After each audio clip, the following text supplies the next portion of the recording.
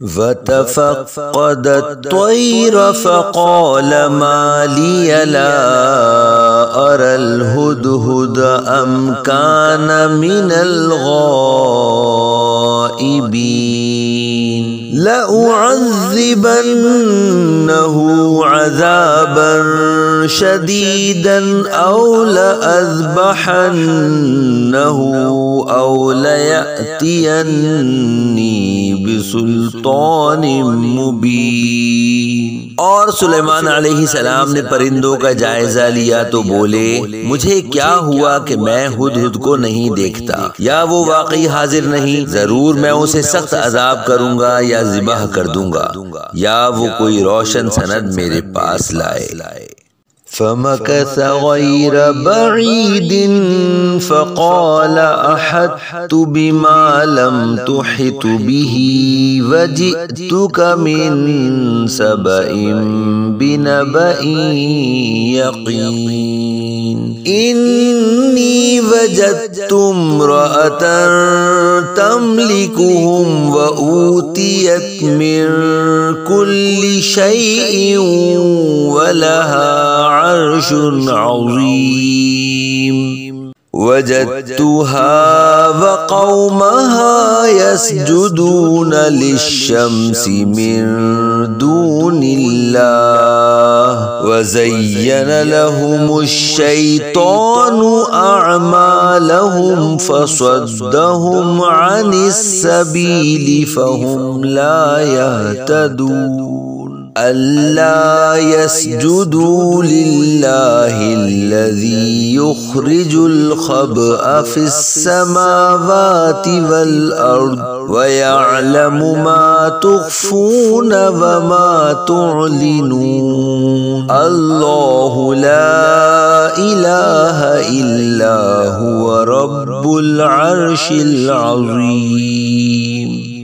تو ہدہد کچھ زیادہ دیر نہ ٹھہرا اور آ کر عرض کی کہ میں وہ بات دیکھ آیا ہوں جو حضور نے نہ دیکھی، اور میں شہر سبا سے حضور کے پاس ایک یقینی خبر لایا ہوں۔ میں نے ایک عورت دیکھی کہ ان پر بادشاہی کر رہی ہے اور اسے ہر چیز میں سے حصہ ملا ہے اور اس کا بڑا تخت ہے۔ میں نے اسے اور اس کی قوم کو پایا کہ اللہ کو چھوڑ کر سورج کو سجدہ کرتے ہیں، اور شیطان نے ان کے اعمال ان کی نگاہ میں سوار کر ان کو سیدھی راہ سے روک دیا تو وہ راہ نہیں پاتے۔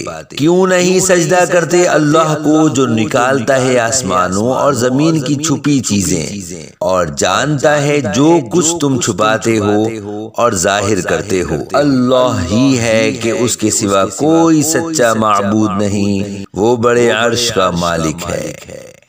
قال سننظر أصدقت أم كنت من الكاذبين اذهب بكتابي هذا فألقه إليهم ثم تول عنهم فانظر ماذا يرجعون۔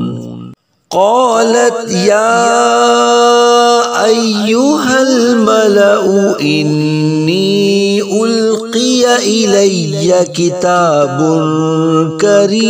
كريم إنه من سليمان وإنه بسم الله الرحمن الرحيم ألا تعلوا علي وأتوني مسلمين۔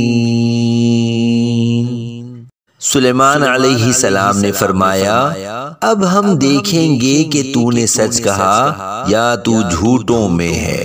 میرا یہ فرمان لے کر جا، ان پر ڈال، پھر ان سے الگ ہٹ کر دیکھ کہ وہ کیا جواب دیتے ہیں۔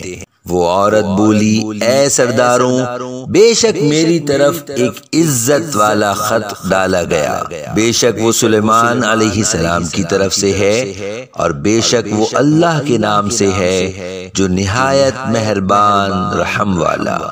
یہ کہ مجھ پر بلندی نہ چاہو اور گردن رکھتے میرے حضور حاضر ہو۔